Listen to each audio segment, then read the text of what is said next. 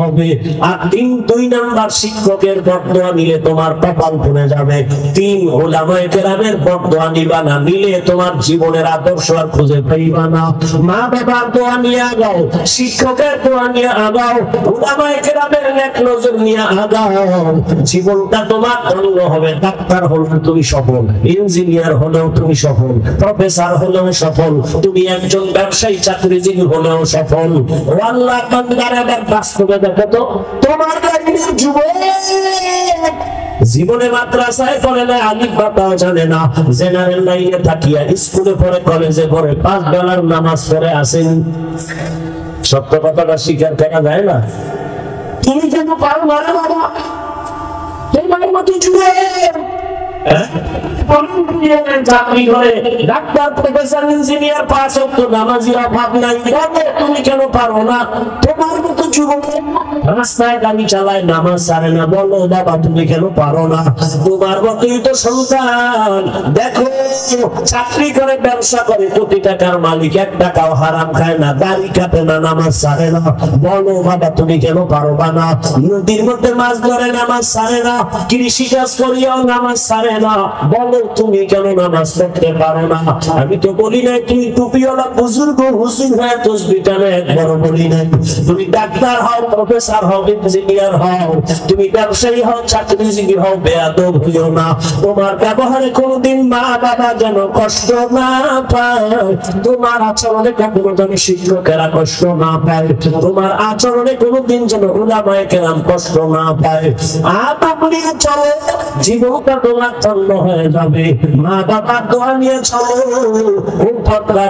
আম্মা জানেরা, এতক্ষণে আমি আপনাদের সন্তানদের যত বয়ান শুনাইলাম, আপনাদের দোয়া আর চেষ্টা না থাকলে বা দোয়া বা কাজগুলো সম্ভব না। একটা সন্তানকে ডাক্তার বানাবেন, ইঞ্জিনিয়ার বানাবেন, তবে আতওয়ালা ডাক্তার বানাইয়েন।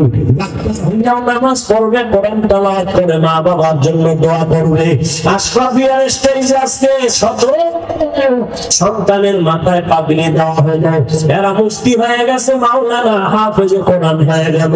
খবর নিয়ে দেখো, এদের মা বাবার মতো ঈদের আনন্দে দুনিয়া এখন আর কেউ নাই। কি চায় না একটা ভালো সন্তানের মা হইয়া কবরে যাবে?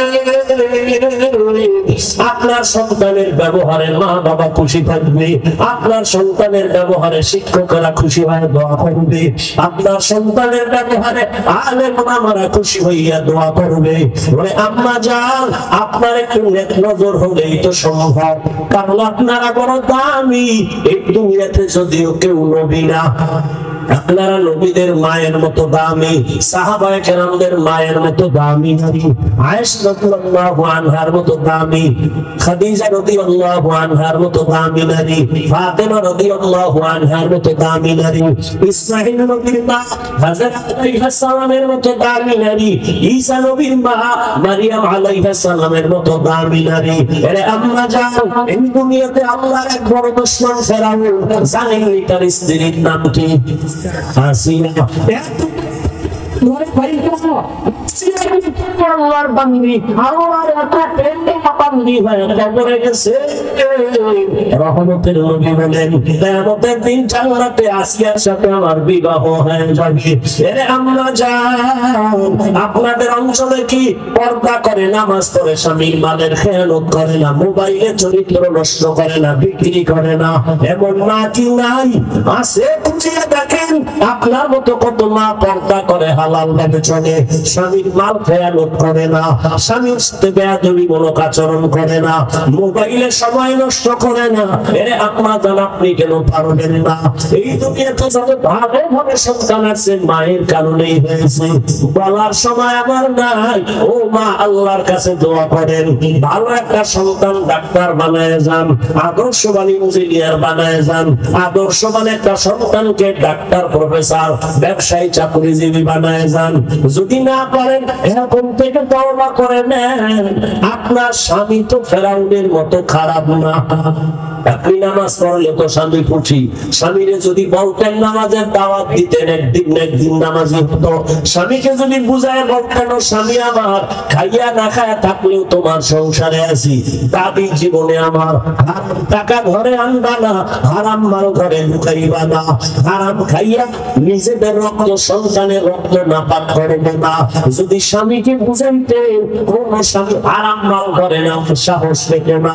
আর সন্তানকে যদি হারাম মাল খাওয়াইয়া বড় বানা, এই সন্তান কোনদিন মা বাবার খেদমত করবে না। বলছিলেন মা এখনো সময় আছে, তওবা করে নেন। মনে মনে আল্লাহকে বলেন হে মালিক, দুনিয়াতে তো কম নামাজ ছাড়লাম না, বেপরদায় চললাম না, এখন থেকে তওবা করি আর নামাজ ছাড়বো না, বেপরদায় চলবো না, স্বামীর মাল খেয়ানত করবো না, সন্তানগুলো আদর্শওয়ালা বানানোর চেষ্টা করবো। ও আমার কলিজার যুবক বাবারা, মনে মনে তওবা করবো আর মনে বুঝাও। তোমার মতো জেনারেল লাইনে থাকিয়া যদি যুবক স্কুল কলেজে পড়ে নামাজ পড়ে, তুমি কেন পারবা না? মনে মনে তওবা করো আর বলো হে আল্লাহ, আমার মতো কপাল ভরা বোধহয় কেউ নাই, আমার মতো যুবক পুলিশ বিডিআরের চাকরি করে নামাজ পড়ে, আমি কেন পারবো না? ব্যবসা করে চাকরি করে নামাজ পড়ে, আমি কেন পারি না? গাড়ি চালায় শ্রমিকের কাজ করে নামাজ পড়ে, কেন পারি না? জীবনে তো শয়তানের ধোঁকায় পড়িয়া কর গুনাহ করে গাড়ি। আর কত রাত্র মোবাইলে গুনাহ করলে তোর মনের আশা মিটবে, তারপরে তওবা করবি। আর কত মাইয়া চরিত্র নষ্ট করার পরে তোর মনের আশা মিটবে, তারপরে তওবা করবি। আর কত পার্কে ঘোরার পরে তোর মনের আশা মিটবে, তারপরে তওবা করবি। আর কতদিন দাড়ি কাটার পরে তোর মনের আশা মিটবে, তারপরে তুই তওবা করবি। আর হায়াতটার বাকি কত তাও বল। করোনায় কত যুবকের তাজা প্রাণ চলে গেল, ছাত্র জনতার আন্দোলনে কত তাজা প্রাণ চলে গেল। গাড়ির নিচে যুবকের লাশ, পানির নিচে যুবকের লাশ, ঘুমের বিছানায় যুবকের লাশ। এখনো কি তওবা করবা না? ওরে আমরা কি ভুলে আছি? যদি আমরা ভুলে থাকি তোমাদের লাইনে চলে আসি। একটা কোরআনে ভুল বের করে দাও, এখন দাড়ি কেটে ফেলবো, নামাজ বাদ দিয়ে প্যান্ট শার্ট টাই পরিয়া রাস্তায় নেমে নাচগান করবো। আর যদি বলো না হাফিজ ভাই আমরাই ভুলে আছি, আপনারাই সঠিক পথে আছেন, পা দুটো আগাইয়া আমি চাই সাপায় করে